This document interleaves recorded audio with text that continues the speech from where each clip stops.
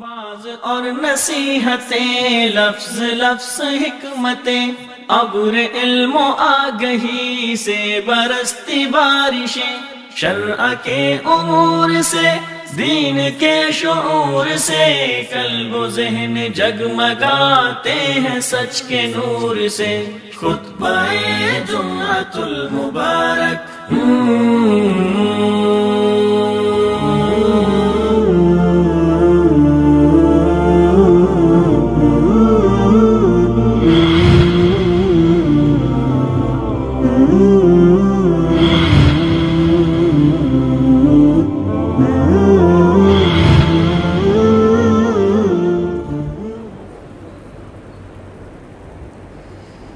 ان الحمد للہ نحمده ونستعینه ونستغفره ونعوذ باللہ من شرور انفسنا ومن سیئات اعمالنا من يهده الله فلا مضل له ومن يضلل فلا هادي له واشهد ان لا اله الا الله وحده لا شريك له وأشهد أن محمدًا عبده ورسوله أما بعد فإن خير الحديث كتاب الله وخير الهدي هدي محمد صلى الله عليه وسلم وشر الأمور محدثاتها وكل محدثة بدعة وَكُلَّ بِدْعَةٍ ضَلَالَةٍ وَكُلَّ ضَلَالَةٍ فِي النَّارِ يَا أَيُّهَا الَّذِينَ آمَنُوا اتَّقُوا اللَّهَ حَقَّ تُقَاتِهِ وَلَا تَمُوتُنَّ إِلَّا وَأَنْتُمْ مُسْلِمُونَ يَا أَيُّهَا النَّاسُ اتَّقُوا رَبَّكُمُ الَّذِي خَلَقَكُم مِّن نَّفْسٍ وَاحِدَةٍ وَخَلَقَ مِنْهَا زَوْجَهَا وبث منهما رجالا كثيرا ونساء واتقوا الله الذي تساءلون به والأرحام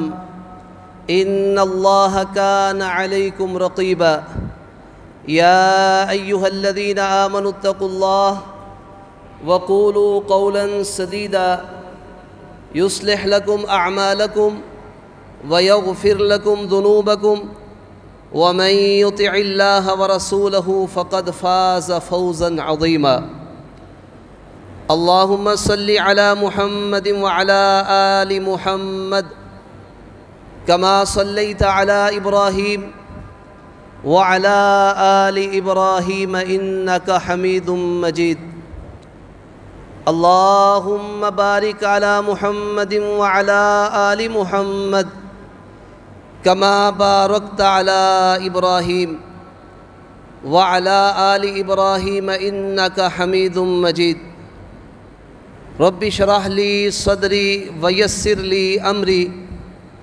واحلل عقدة من لساني يفقهوا قولي رب زدني علما رب أعوذ بك من همزات الشياطين وأعوذ بك رب أن يحضرون أعوذ بالله السميع العليم من الشيطان الرجيم من همزه ونفخه ونفسه بسم الله الرحمن الرحيم فك رقبة أو إطعام في يوم ذي مسغبة يتيما ذا مقربة أو مسكينا ذا متربة وقال الله تبارك وتعالى في مقام آخر فاستبقوا الخيرات ہر قسم کی حمد و ثنا، تعریف و تمجید، تسبیح و تحمید اللہ ذوالجلال والاکرام کے لیے خاص ہے۔ بے شمار لا تعداد درود و سلام ہوں سید الرسل، اشرف الانبیاء، قائد اعظم، امام اعظم، سیدنا و محبوبنا جناب محمد الرسول اللہ صلی اللہ علیہ وسلم کی ذات اقدس پر عزیز ساتھیو،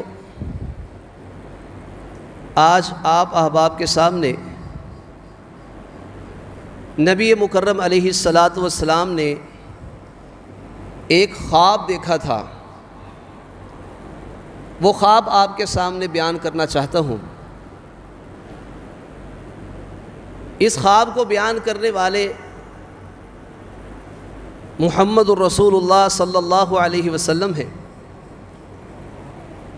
اور نبی مکرم علیہ الصلاۃ والسلام سے یہ حدیث بیان کرنے والے صحابی معاذ بن جبل رضی اللہ تعالی عنہ ہیں۔ مدینہ میں انصار کے دو قبیلے تھے، اوس اور خزرج۔ معاذ بن جبل رضی اللہ تعالی عنہ کا تعلق خزرج قبیلے کے ساتھ تھا۔ 18 سال کی عمر میں مسلمان ہوئے۔ مدینہ سے مکہ میں نبی مکرم علیہ السلام کے پاس 70 اشخاص بیعت ثانیہ کرنے کے لیے جب مکہ میں گئے تو ان میں معاذ بن جبل رضی اللہ تعالی عنہ بھی شامل تھے۔ یہ معاذ بن جبل رضی اللہ تعالی عنہ بدری صحابی بھی ہیں، اور اس کے بعد جتنی بھی جنگیں ہوئی ان جنگوں کے اندر بھی معاذ بن جبل رضی اللہ تعالی عنہ شامل ہوئے۔ نبی علیہ الصلاۃ والسلام نے اپنی زندگی میں معاذ بن جبل رضی اللہ تعالی عنہ کو یمن کی طرف حاکم بنا کر، قاضی بنا کر بھیجا تھا۔ عمر بن خطاب، عبداللہ بن عباس اور عبداللہ بن عمر رضی اللہ تعالی عنہم جیسے جلیل القدر صحابی بھی ان سے احادیث کو روایت کرتے ہیں، اور یہ وہ معاذ بن جبل صحابی ہیں کہ ابو عبیدہ بن جراح رضی اللہ تعالیٰ عنہ کے بعد حضرت عمر بن خطاب رضی اللہ تعالیٰ عنہ نے ان کو شام کا حاکم مقرر کیا تھا، اور 18 ہجری میں 38 سال کی عمر میں طاعون امواس کے اندر جب طاعون کی بیماری پھیلی تو معاذ بن جبل رضی اللہ تعالی عنہ انتقال کر گئے، اور رسول اللہ صلی اللہ علیہ وسلم کی حدیث ہے کہ جو طاعون کی بیماری سے فوت ہوتا ہے وہ شہید ہے۔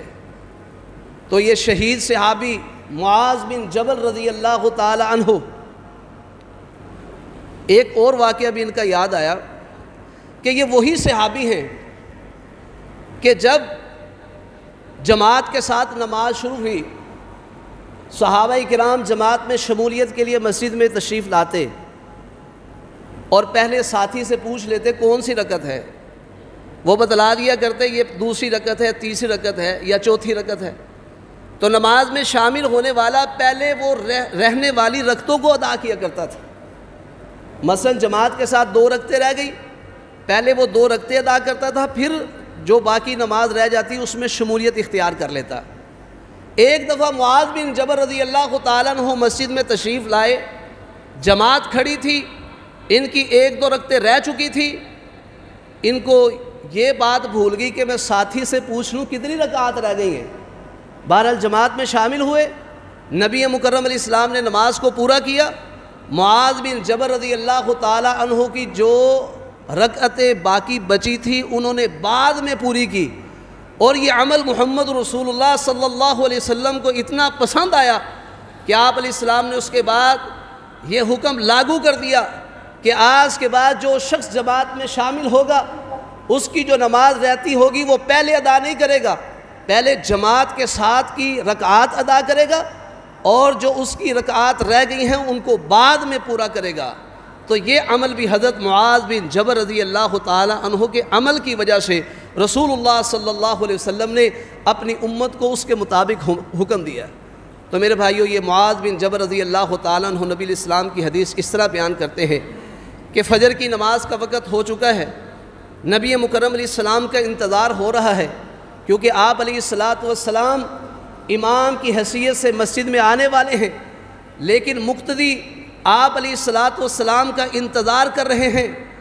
آپ علیہ السلام ابھی پہنچے نہیں، صحابہ کرام بیٹھے ہوئے ہیں، کوئی بھی کھڑا نہیں ہوا، صفیں بنی ہوئی ہیں، منتظر ہیں کہ محمد رسول اللہ صلی اللہ علیہ وسلم تشریف لائیں اور آپ علیہ السلام ہمیں نماز پڑھائیں۔ صحابہ کہتے ہیں ہم نے اتنا انتظار کیا قریب تھا کہ سورج طلوع ہو جاتا، ہم سورج کی ٹکیا کو دیکھ لیتے۔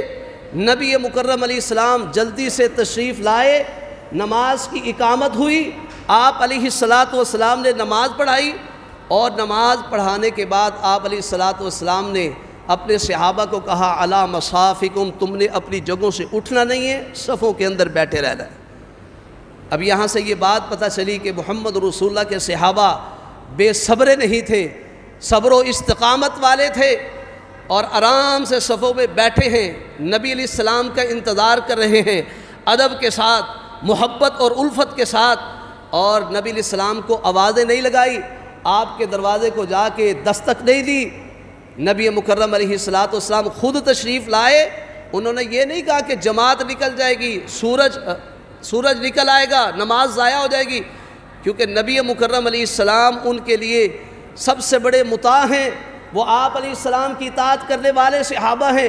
آپ علیہ السلام نے آنا ہے تو جماعت ہونی ہے، وگرنہ وہ منتظر ہیں، سورج بھی نکلتا ہے تو نکل جائے، کیونکہ جب تک محمد رسول اللہ تشریف نہیں لائیں گے ہم نماز بھی ادا نہیں کریں گے۔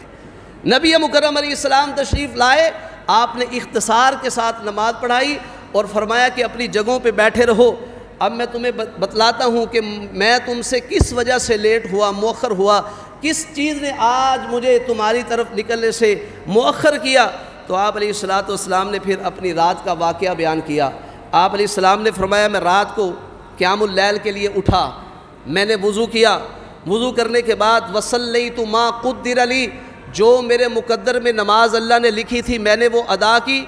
نماز کے دوران فنعست فی صلاتی، میری نماز کے اندر ہی مجھے اونگ آنی شروع ہو گئی، نماز کے دوران مجھے اونگ آئی، حتی استثقلت، یہاں تک کہ میں بے خبر ہو گیا، جیسے انسان کو نیند آ جاتی ہے۔ آپ علیہ السلام کو نماز کے دوران نیند آ گئی۔ آپ علیہ السلام فرماتے ہیں اچانک خواب کے اندر میں نے کیا دیکھا، فَإِذَا أَنَا بِرَبِّي تَبَارَكَ وَتَعَالَى فِي أَحْسَنِ صُورَةٍ، میں دیکھتا ہوں کہ اللہ ذوالجلال والاکرام بہترین صورت کے اندر سامنے تشریف فرما ہے۔ نبی مکرم علیہ السلام نے خواب میں اللہ ذوالجلال والاکرام کا دیدار کیا۔ اب امت میں اس بارے میں اختلاف ہے کہ آپ علیہ السلام نے اپنی ان آنکھوں سے اللہ کا دیدار کیا ہے یا نہیں کیا۔ صحیح بات یہی ہے کہ نبی مکرم علیہ السلام نے معراج کے موقع پر اللہ کا ان آنکھوں سے دیدار نہیں کیا تھا۔ آپ علیہ السلام اور اللہ ذوالجلال والاکرام کے درمیان نور کے پردے تھے، آپ نے وہ نور کے پردوں کو دیکھا، لیکن اللہ ذوالجلال والاکرام کا ان آنکھوں سے آپ نے دیدار نہیں کیا۔ اللہ تعالیٰ آپ سے ہم کلام ہوئے، جیسے موسیٰ علیہ السلام سے بھی 40 دن اللہ ذوالجلال والاکرام نے ان سے کلام کی، گفتگو کی، اور موسیٰ علیہ السلام نے اللہ تعالیٰ کو دیکھنے کا مطالبہ بھی کیا تھا، تو فرمایا تھا لن ترانی اے موسیٰ، تم ان آنکھوں سے میرا دیدار نہیں کر سکتے، ہرگز نہیں کر سکتے۔ اگر تم کہتے ہو کہ میں نے کرنا ہے تو اس پہاڑ کی طرف دیکھو، اگر یہ پہاڑ اپنی جگہ پہ باقی رہا تو تم میرا دیدار کر لو گے۔ تو لیکن اللہ نے جب تجلی ڈالی تو پہاڑ جو تھا وہ ریزہ ریزہ ہو گیا، موسیٰ علیہ السلام بے ہوش ہو کر گر گئے۔ تو بہرحال محمد الرسول اللہ صلی اللہ علیہ وسلم نے خواب کے اندر اللہ ذوالجلال والاکرام کو بہترین تصویر کے اندر دیکھا، صورت کے اندر دیکھا، تو اللہ ذوالجلال والاکرام نے اپنے پیغمبر سے یہ بات کہی یا محمد صلی اللہ علیہ وسلم۔ تو آپ علیہ السلام نے فرمایا لبیک ربی، اے میرے پروردگار میں بار بار حاضر ہوں۔ تو اللہ ذوالجلال والاکرام نے آپ سے سوال کیا فیما یختصم الملأ الاعلیٰ، یہ بلند و بالا فرشتوں کی جماعت جو ہے یہ کس چیز میں گفتگو کر رہی ہے؟ تو میں نے کہا اے اللہ لا ادری، میں نہیں جانتا یہ فرشتے کس بارے میں گفتگو کر رہے ہیں۔ 3 مرتبہ اللہ ذوالجلال والاکرام نے مجھ سے پوچھا، اور تینوں مرتبہ میں نے کہا اللہ میں نہیں جانتا۔ تو پھر اللہ ذوالجلال والاکرام نے اپنی ہتھیلی میرے دونوں کندھوں کے درمیان، کمر پر دونوں کندھوں کے درمیان رکھی، حتیٰ کہ میں نے اللہ ذوالجلال والاکرام کی انگلیوں کی ٹھنڈک کو بھی محسوس کیا، سینے کے اندر میں نے اللہ کی انگلیوں کی ٹھنڈک کو محسوس کیا۔ اور فتجلی لی کل شیء وعرفت، اس وقت میرے سامنے ہر چیز واضح ہو گئی اور مجھے ہر چیز کی معرفت اس وقت حاصل ہوئی خواب کے اندر۔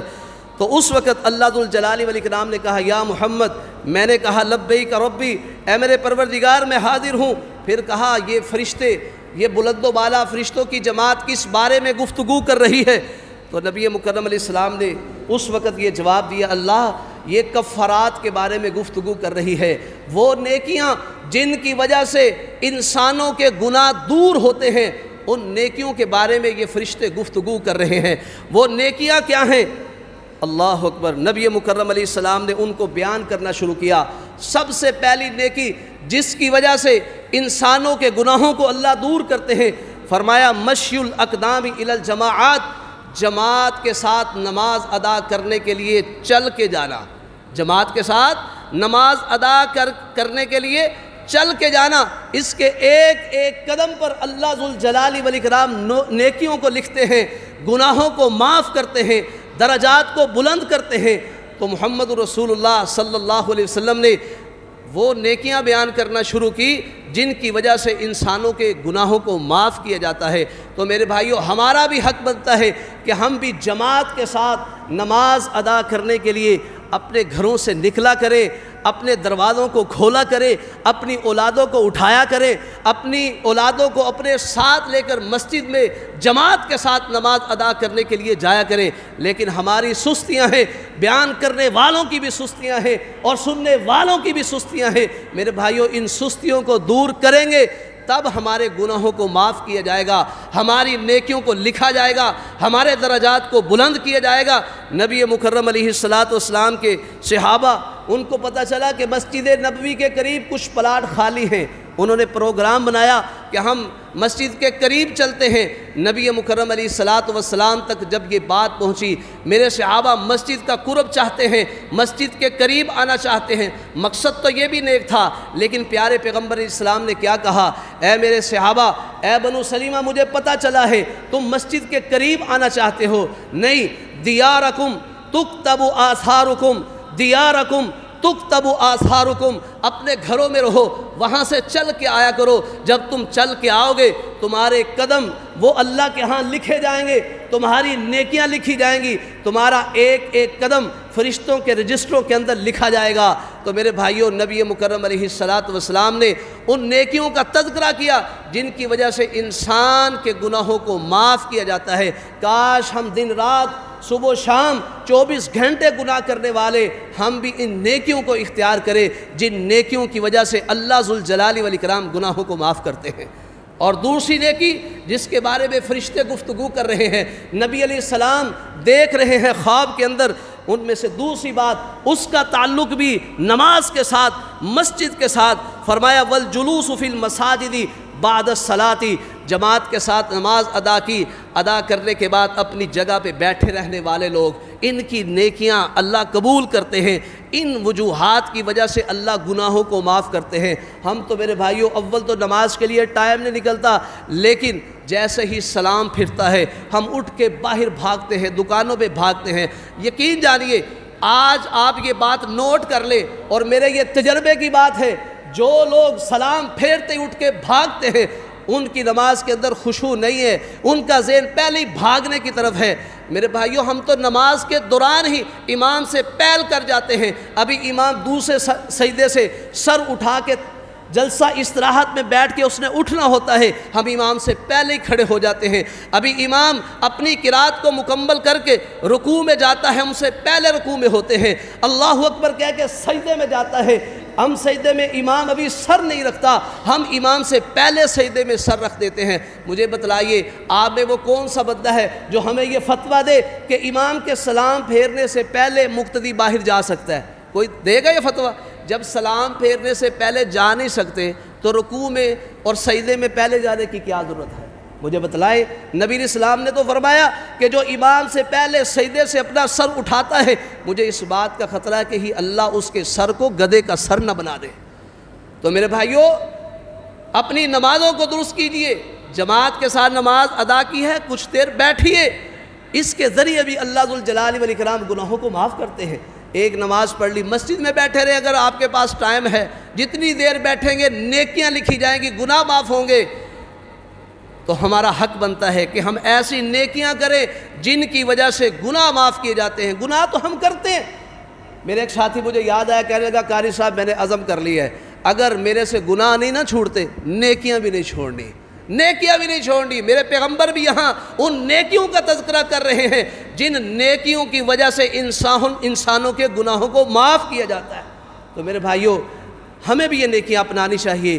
رسول اللہ صلی اللہ علیہ وسلم نے فرشتوں کی بات کو سنا، اللہ تعالیٰ کے سوال پر آپ نے تیسری بات کہی کہ یہ ان کفارات کے بارے میں باتیں کر رہے ہیں جو اعمال گناہوں کے گناہوں کی معافی کا ذریعہ بنتے ہیں اور جن کے ذریعے اللہ ذوالجلال والاکرام انسانوں کو گناہوں سے پاک کرتے ہیں۔ وہ تیسری نیکی کیا ہے؟ اسباغ الوضوء حین الکریہات۔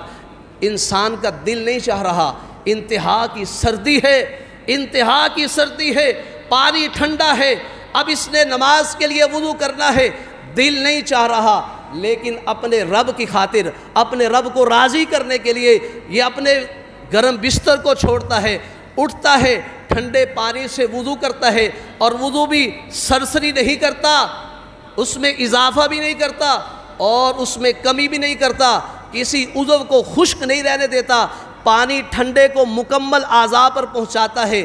اس کے ذریعے بھی انسان کی نیکیاں لکھی جاتی ہیں، گناہوں کو اللہ ذوالجلال والاکرام معاف کرتے ہیں۔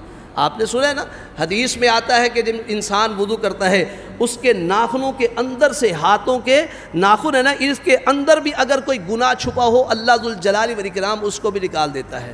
ہم تو گناہوں سے بھرے ہوئے، یہ موبائل ہمارے ہاتھوں میں، یوٹیوب ہمارے سامنے ہے، ہم انہی ہاتھوں کے ساتھ دن رات ہم گناہوں کے اندر ملوث ہیں۔ لیکن جب یہ انسان اللہ کی رضا کے لیے اپنے بستر کو چھوڑ کر وضو کرتا ہے تو اللہ ذوالجلال والاکرام اس وضو کی برکتوں سے اس کے یہ کیے ہوئے گناہوں کو معاف کر دیتے ہیں۔ تو میرے بھائیوں، نبی علیہ الصلوۃ والسلام نے وہ نیکیاں بیان کی ہے، ہمیں ایسی نیکیاں کرنی چاہیے جن کی وجہ سے ہمارے گناہوں کو معاف کر دیا جائے۔ پھر اللہ ذوالجلال والاکرام نے نبی مکرم علیہ السلام سے پوچھا اور کیا گفتگو کر رہے ہیں؟ تو آپ علیہ السلام نے فرمایا اللہ یہ درجات کی بلندی والے اعمال کے بارے میں گفتگو کر رہے ہیں۔ وہ کیا ہیں جن کے ذریعے انسانوں کے درجات کو بلند کیا جاتا ہے؟ نبی مکرم علیہ السلام نے فرشتوں کی بات کو سنا، اللہ ذوالجلال والاکرام کو جواب دیا، اور پیارے پیغمبر نے یہ خواب والی کنڈیشن آ کے صحابہ کرام کے سامنے بیان کی، اور صحابہ کرام نے اس خواب کو سنا اور یاد کیا، اور ہم تک یہ خواب احادیث کی کتابوں میں سنن ترمذی کے اندر امام ترمذی نے اس کو نقل کیا، صحیح قرار دیا، اور فرماتے ہیں میں نے اپنے استاد محمد بن اسماعیل البخاری رحمہ اللہ سے پوچھا، انہوں نے بھی اس روایت کی تصدیق کی کہ یہ روایت صحیح ہے۔ یہ روایت کیا ہے؟ بالکل صحیح ہے۔ تو نبی مکرم علیہ السلام نے جن اعمال کی وجہ سے انسان کے درجات کو بلند کیا جاتا ہے، فرمایا اطعام الطعام، کھانا کھلانا۔ کھانا کھلانا کس کو کھلانا؟ قرآن کریم کی آیت ہے فَلَقْتَحَمَ الْعَقَبَةَ، یہ دشوار مشکل گھاٹی میں داخل نہیں ہوا۔ انسان کہتا ہے آسانی والے کام کیے جائیں، جو میری من پسند کے ہوں وہ کیے جائیں، آسانیوں سے جو ہو جانے والے ہیں۔ فرمایا فَلَقْتَحَمَ الْعَقَبَةَ، یہ مشکل گھاٹی میں داخل نہیں ہوا۔ فَلَقْتَحَمَ الْعَقَبَةَ وَمَا أَدْرَاكَ مَا الْعَقَبَةُ، وہ مشکل گھاٹی کیا ہے؟ فَكُّ رَقَبَةٍ، غلاموں کو آزاد کروانا۔ آج نہیں ہے لیکن معلوم ہو جائے ہمارا فلاں مسلمان بھائی مظلوم جیل کے اندر پڑا ہے، اس کے خلاف کارروائی ہوئی، مظلوم ہے، اس کو چھڑانے کے لیے پیسے خرچ کرو، یہ فک رقبہ کے اندر شامل ہے۔ او اطعام فی یوم ذی مسغبہ، بھوک والے دن میں کھانا کھلانا۔ کس کو کھانا کھلانا؟ یتیمن ذا مقربہ، اس یتیم کو جو قریبی رشتہ دار ہے۔ یتیم تو بہت ہیں لیکن وہ یتیم جو تمہارا قریبی ہے اس کو کھانا کھلانا۔ مسکینن ذا متربہ، اس مسکین کو کھانا کھلانا جو مٹی میں لتھڑا ہے، جس کو بندے سلام بھی نہیں کرتے، پاس سے گزرے تو ٹھوکرے مارتے ہیں، ان کو کھانا کھلانا۔ یہ مشکل دشوار گھاٹی ہے۔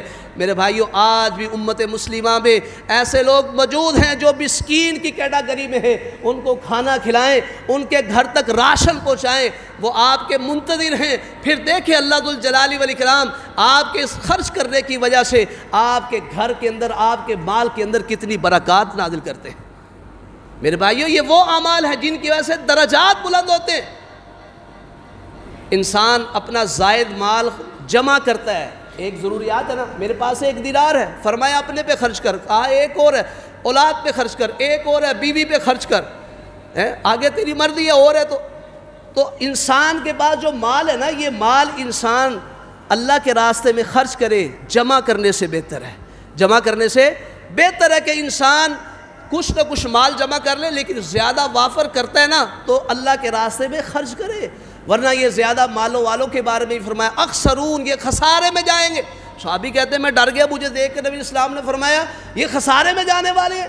میں نے کہا اللہ کے نبی کون، کن کی بات کر رہے ہیں؟ فرمایا یہ کثیر زیادہ مالوں والے، مگر وہی بچیں گے جو سامنے دائیں بائیں آگے پیچھے جدھر سے مانگنے والا آتا ہے اس پہ خرچ کرتے ہیں، یہی بچ سکتے ہیں، وگرنہ فرمایا یہ نقصان کے اندر ہے۔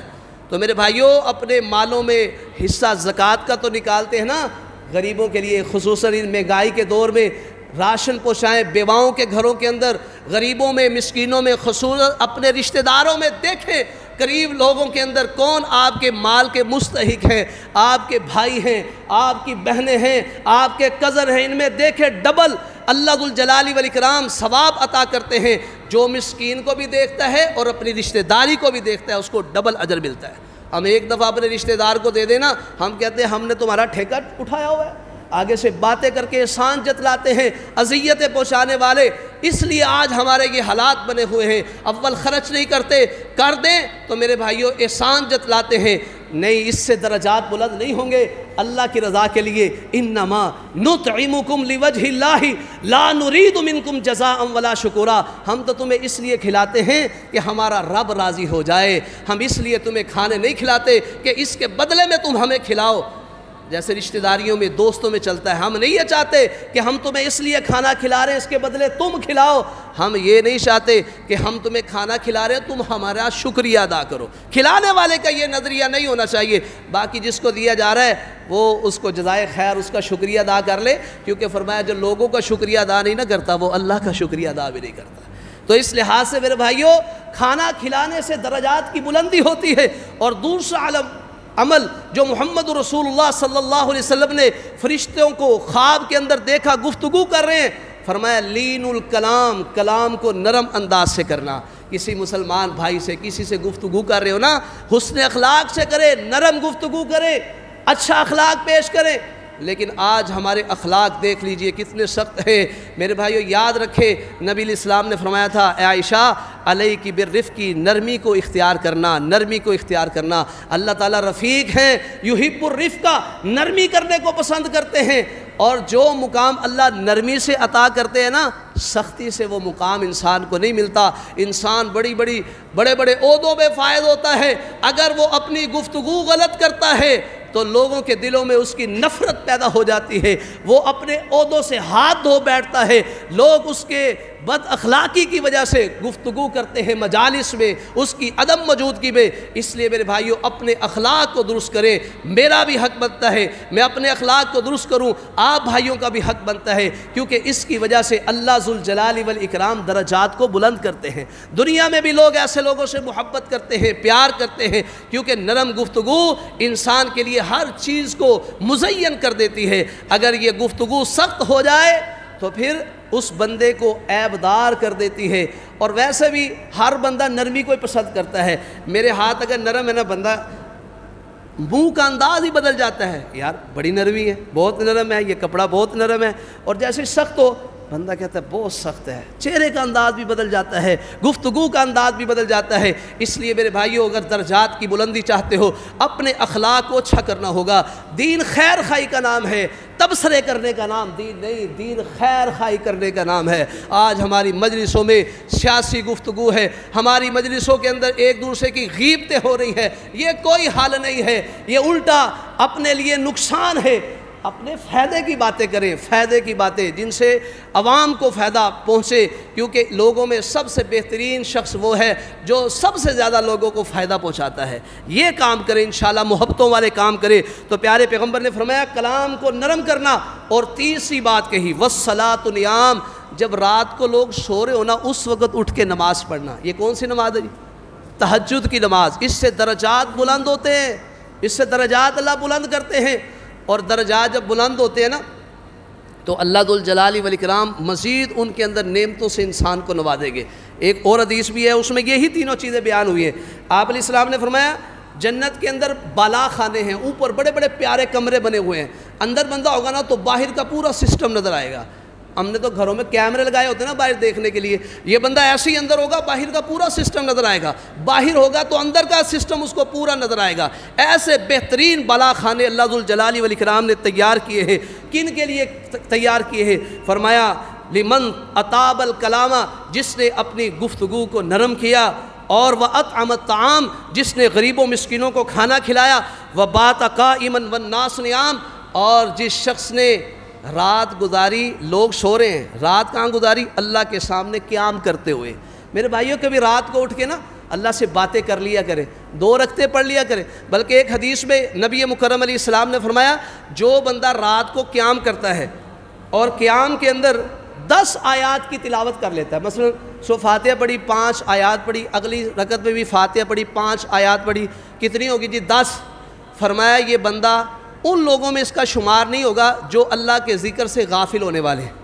اللہ تعالیٰ قرآن میں کہتے ہیں وَلَا تَكُن مِّنَ الْغَافِلِينَ، پیارے پیغمبر آپ غافلوں میں سے نہ ہو جائیے۔ تو جو بندہ رات کو اٹھ کے 10 آیات کی تلاوت اپنے قیام میں کرتا ہے، نہیں اس کا شمار غافلین میں نہیں ہوگا۔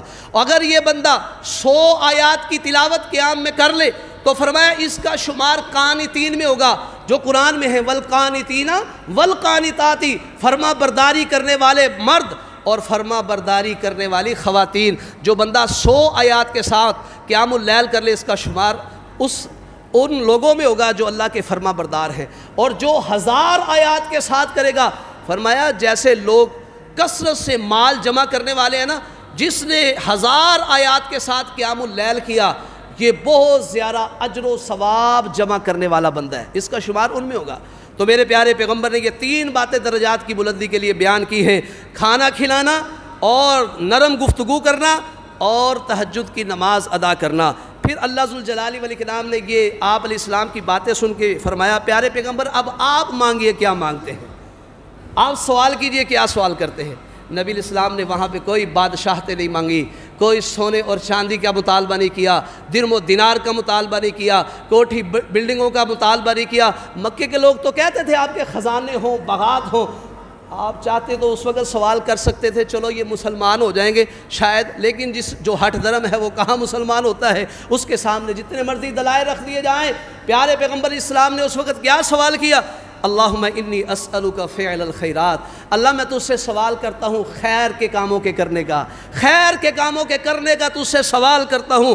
وترک المنکرات، اللہ جو بےہودگی کے کام ہیں، اللہ جو تیری نافرمانی کے کام ہیں، شرک سے، بدعات سے، گمراہیوں سے، اللہ ان کو چھوڑنے کا تجھ سے سوال کرتا ہوں۔ اللہ خیر کے کام، نماز پڑھوں، روزے رکھوں، حج کروں، خدمت خلق کروں، لیکن اللہ گناہوں کو چھوڑنے کا تجھ سے سوال کرتا ہوں، کیونکہ اللہ کہتے ہیں خیر کے کاموں میں سبقت لے جاؤ۔ نبی علیہ السلام خیر کے کاموں میں سبقت لے جانے کا اللہ سے سوال کر رہے ہیں، اللہ تو مجھے یہ عطا کر دے۔ اور پیارے پیغمبر علیہ السلام نے کہا وحب المساکین، اللہ میں تجھ سے سوال کرتا ہوں یہ مسکینوں کی محبت میرے دل میں داخل کر دے۔ اور ایکٹروں کی محبت داخل ہوتی ہے دلوں میں، خوبصورت دیکھ کے ان کی محبتیں داخل ہوتی ہے، اور ہمارے دلوں کے اندر یہ کرکٹیں کھیلنے والے کی محبت، سیاست دانوں کی محبت، اور میرے پیغمبر نے کن کی محبت کا سوال کیا؟ وحب المساکین، اللہ یہ تیری مخلوق میں جو مسکین ہیں، جن کے پاس کھانے کے لیے کچھ نہیں ہے، اللہ جو یہ تڑپتے ہیں، کھانا مانگتے ہیں، ان کے پاس کھانا نہیں، اللہ ان کی محبت میرے دل میں داخل کر دے۔ اللہ ان کی محبت کا تجھ سے میں سوال کرتا ہوں۔ حب المساکین، ایک فقیر ہوتا ہے جس کے پاس کھانے کے لیے کچھ نہیں، ایک مسکین ہوتا ہے جس کے پاس کھانے کے لیے تھوڑا ہے، زیادہ نہیں ہے، آمدن تھوڑی، اخراجات زیادہ ہیں، اللہ ان کی محبت کا تجھ سے سوال کرتا ہوں۔ اللہ ایک یہ سوال کرتا ہوں ان تغفر لی، کہ تو میری مغفرت کر دے، وترحمنی، اللہ تو میرے اوپر رحمتیں کر دے، کیونکہ اللہ کی رحمت کے بغیر چارہ کار نہیں۔ فرمایا تھا اپنے عملوں سے جنت میں نہیں جا سکتے، جتنی مرضی انسان نیکیاں کرے، برائیوں سے رکے، ان کی وجہ سے، عقیدے کی اصلاح کی وجہ سے صرف جنت میں نہیں جائے گا، اللہ کی رحمت کا محتاج ہے، اللہ کی رحمت کا محتاج جنت میں جانے کے لیے۔ نبی علیہ السلام کو صحابہ کرام نے کہا اللہ کے نبی آپ بھی اللہ کی رحمت کے محتاج ہیں، حالانکہ نبی علیہ السلام وہ شخصیت ہے جن کے بارے میں قرآن کہتا ہے وَمَا أَرْسَلْنَاكَ إِلَّا رَحْمَةً لِلْعَالَمِينَ، ہم نے آپ کو جہان والوں کے لیے رحمت بنا کر بھیجا۔ لیکن یہ جہان والوں کے لیے جو پیغمبر رحمت بن کے آئے ہیں یہ اللہ کی رحمت کے محتاج ہیں جنت میں جانے کے لیے۔ تو اس لیے نبی علیہ السلام کہہ رہے اللہ تو مجھے معاف کر دے، میرے اوپر رحمتیں کر دے۔ وَإِذَا أَرَدْتَ فِتْنَةً فِي قَوْمٍ، اللہ جب تو کسی علاقے میں فتنہ یعنی آزمائش کا ارادہ کر لے، لوگوں کو آزمانا شروع کر دے، اللہ اس وقت کیا کرنے فَتَوَفَّنِي غَيْرَ مَفْتُونَ، اللہ مجھے فتنے میں آزمائش میں نہ ڈالنا، مجھے اپنے پاس بلا لینا۔ اللہ جب تو ارادہ کر لینا لوگوں کو آزمائشوں میں ڈالنے کا، وہ آزمائشیں جو انسان برداشت نہیں کر سکتا وہ آزمائشیں، وگرنہ میرے پیغمبر نے تو کائنات میں سب سے زیادہ آزمائشیں صبر کے ساتھ قبول کی ہے۔ جب پیدا ہوئے تھے سر پہ باپ نہیں تھا، 6 سال کی عمر پہ پہنچے والدہ چلی گئی، دادا نے سنبھالا 8 سال کی عمر میں وہ بھی چلے گئے، چچا کے پاس رہے، پیارے پیغمبر اسلام کے پاس والدین نے کیا چھوڑا تھا، آخر مکہ تھا جس سے محبت تھی، اللہ کی خاطر اس کو چھوڑ کر مدینہ میں پہنچے۔ اللہ ذوالجلال والاکرام نے آپ علیہ السلام کی زندگی میں آپ کی سب سے محبوبہ بیوی حضرت ختیجہ کو بھی اٹھا لیا، آپ علیہ السلام کی بیٹیاں آپ کو بیٹے دیے، زندگی میں 3 بیٹے اٹھا لیے، 3 بیٹیاں اٹھا لی، ایک ہی بیٹی بچی تھی فاطمہ جن سے آپ سب سے زیادہ محبت کیا کرتے تھے، اور ان کے بچوں کو کہا کرتے تھے ابنایا، یہ حسن و حسین میرے بیٹے ہیں، میرے بیٹے ہیں، آپ نے خود ان کا عقیقہ کیا تھا، یہ بچے تھے آپ کے لیے، ان سے آپ محبت کیا کرتے تھے، یہ آپ کے اہل بیت میں ہیں، ان سے محبت کرنی چاہیے۔ تو نبی مکرم علیہ السلام نے فرمایا کہ اللہ مجھے آزمائشوں میں نہ ڈالنا، اس سے پہلے مجھے اٹھا لینا، اور فرمایا وَأَسْأَلُكَ حُبَّكَ، اللہ میں تجھ سے تیری محبت کا سوال کرتا ہوں، وَحُبَّ مَن يُحِبُّكَ، ان لوگوں کی محبت کا سوال کرتا ہوں جو تیرے ساتھ محبت کرتے ہیں۔ اللہ کے ساتھ محبت کرنے والے ابو بکر، عمر، عثمان، علی، حسن و حسین، سارے صحابہ اللہ اور اس کے رسول سے محبت کرتے تھے۔ اللہ ہم تجھ سے سوال کرتے ہیں ان سارے صحابہ سے ہم محبت کریں، تو تیرے سے محبت کرتے ہیں، کیونکہ نبی السلام نے ایک دفعہ یہ بھی کہا تھا نا کل میں جھنڈا اس آدمی کے ہاتھ میں دوں گا جو اللہ اور اس کے رسول سے محبت کرتا ہے، اللہ اور اس کے رسول اس سے محبت کرتے ہیں۔ پھر جھنڈا ملا تھا علی رضی اللہ تعالیٰ عنہ کو، لیکن سارے محبت کرتے تھے، سارے منتظر رہے دیکھو کس کو جھنڈا ملتا ہے، ظاہر ہے ملنا تو ایک کو ہی تھا، ساری رات گزار دی اسی میں کہ کس خوش نصیب کے ہاتھ میں یہ جھنڈا آتا ہے۔ تو معلوم ہوا کہ حضرت علی سے اللہ محبت کرتے تھے، اس کے رسول محبت کرتے تھے، حضرت علی اللہ اور اس کے رسول سے محبت کرتے تھے۔ تو اللہ میں تجھ سے سوال کرتا ہوں تیری محبت کا، اور جو تجھ سے محبت کرتے ہیں ان کی محبت کا، تو ہم حضرت علی سے بھی محبت کرتے ہیں، ہمارے دلوں میں حضرت علی کی محبت ہے، ابو بکر کی محبت، سارے صحابہ کی محبت اللہ کے فضل و کرم سے۔ اور نبی مکرم علیہ السلام نے فرمایا وَحُبَّ عَلَىٰ عَمَلٍ يُقَرِّبُنِي إِلَىٰ حُبِّكَ، اللہ میں تجھ سے ایسے عمل کی محبت کا سوال کرتا ہوں جو عمل مجھے تیری محبت کے قریب کر دے۔ وہ پھر اعمال ہیں، اللہ کو کون کون سے پیارے لگتے ہیں اعمال، وہ حدیث میں ان کا ذکر ہے، یہ ایک علیحدہ ٹاپک ہے، اللہ کے پیارے اعمال کون سے ہیں۔ زندگی رہی انشاءاللہ کبھی خطبہ دیا تو انشاءاللہ وہ آپ کو بیان کریں گے جو اعمال اللہ کو پیارے ہیں۔ تو ہم سوال کرتے ہیں اللہ ایسے عمل عطا کر دے جو ہمیں تیری محبت کے قریب کر دے۔ یہ پورا خواب نبی اسلام نے صحابہ کو بیان کیا، آخر میں کیا کہا، فرمایا میرے صحابہ انہا حقن، یہ خواب سچا ہے، انہا حقن، یہ خواب سچا ہے، فدرسوہا، تم سارے اس کو یاد کر لو، اس کو یاد کرو، ثم تعلموہا، اس کو اچھی طرح سیکھ لو، کیونکہ میرے بعد تم ہی معلم ہو، تم ہی خیر پہنچانے والے ہو، تمہاری یہ خیریں آگے تک جائیں گی۔ اور اللہ کے فضل و کرم سے وہ یاد کیا ہوا خواب آج 19 بلاک کی مسجد میں بھی بیان کیا جا رہا ہے۔ میرے پیغمبر کے صحابہ ان سے محبت کریں، انہوں نے یہ خواب یاد کیا، ہم تک پہنچایا۔ اگر ان لوگوں کو درمیان سے نکالو گے دین ختم ہو جائے گا، دین آیا ہی ان کی طرف سے ہے۔ صحابہ اکرام کی عظیم شخصیات کو اگر آپ دین سے نکالیں گے، ان کو 4 کے علاوہ سب کو فارغ کریں گے نا، پھر ہمارے پاس کچھ نہیں بچے گا میرے بھائیوں۔ اس لحاظ سے آپ علیہ السلام کے سارے صحابہ سے محبت کرو، انہوں نے ہم تک یہ سارا دین پہنچایا ہے۔ اللہ ذوالجلال والاکرام سے دعا ہے وہ پروردگار ہمیں بھی ایسے اعمال کرنے کی توفیق عطا فرمائے جس کی وجہ سے انسان کے گناہ معاف کیے جاتے ہیں، ایسے اعمال کرنے کی توفیق عطا فرمائے جن سے اللہ ذوالجلال والاکرام درجات کو بلند کرتے ہیں۔ وآخر دعوانا الحمدللہ رب العالمین۔